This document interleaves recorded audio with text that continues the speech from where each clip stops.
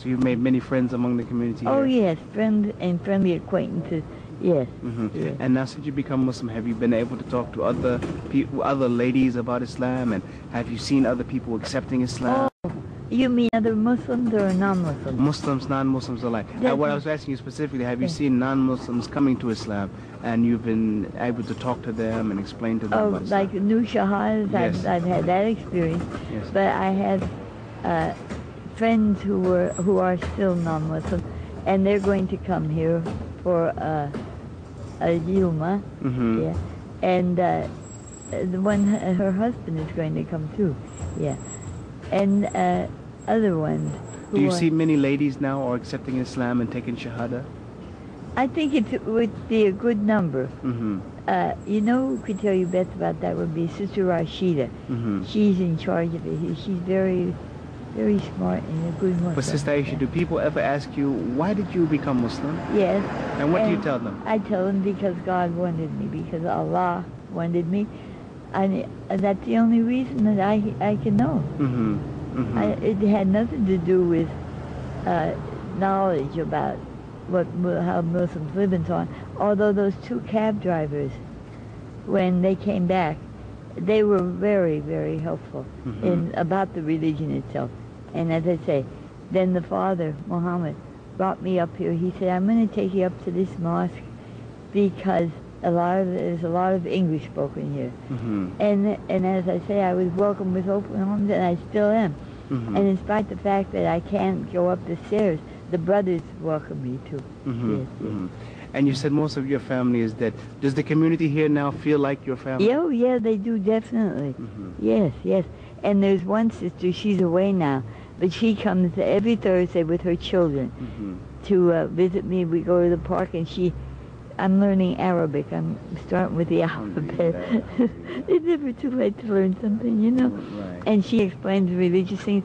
And then I have a brother, and Brother Maher, and he is sort of like a son. He was here and his mother had died, and he couldn't get home for the funeral. So he asked, well, could he call me Mom? Just call me Mom. Right. Not like his Uma, no, but just like that. And he's been very helpful and tells me all sorts of things that, I mean, I can't read in books and all. And ties my coat, pulls my coattail to let me know what to do and what not to do. So let me ask you, Sister Ayisha, maybe people are watching you and they don't have they have some misunderstandings about Islam and what's just some of the basic things you would tell the people that Islam is not? I tell them it's not, does not make heroes out of, what are those? Terrorists? Terrorists, no, the bombers who killed. I said that's completely against Muslim. They won't get Muslim funerals, even if there was something left of their body. I said it is not a practice of the Islamic religion.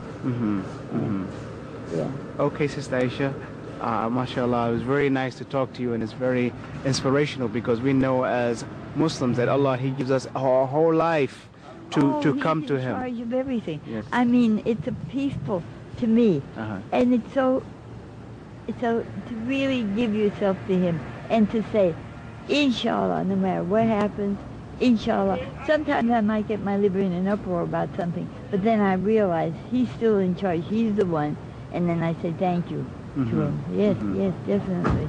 Okay, Sister Ayisha, we'll have to wrap up, but is anything else, final thing you would like to tell to our viewers? I'd like to tell our viewers to speak out about what the Muslim language, what the Muslim religion is, especially in the United States, and to try to speak to people who will listen. And people that you see every day, you can bring up, which I do. And I think we have an obligation to make the truth be known about how the Islam religion is. In fact, I gave out a book to a neighbor about the Islam religion, and he and his wife came over, and when it was so hot I didn't have it in air conditioning, they brought me a little window air conditioning. Anyway, he said he's interested in Yeah, he does psychiatric work, and his wife's a social worker. Mm-hmm. So that would be excellent. Yeah. And thank you. No, thank you again, Sister Ayisha. And alhamdulillah, really, it's really inspirational to Muslims to understand that the religion of truth, it can reach everybody as long, you know, as long as you're alive, you still have a chance to know about Islam and accept Islam and receive the rewards from Allah for the people who believe in Him. So I hope... And that's one of the brothers that he helped me too.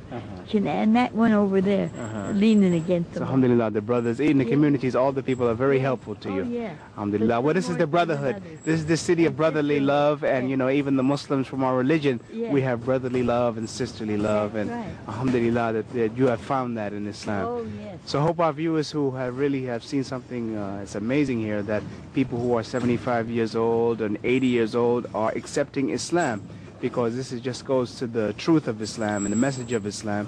When people take time with an open mind to look and understand, then they have no choice except to accept the truth. So I hope our viewers will continue with us on this journey of discovery of Islam in America. Assalamu alaikum wa rahmatullahi wa barakatuh.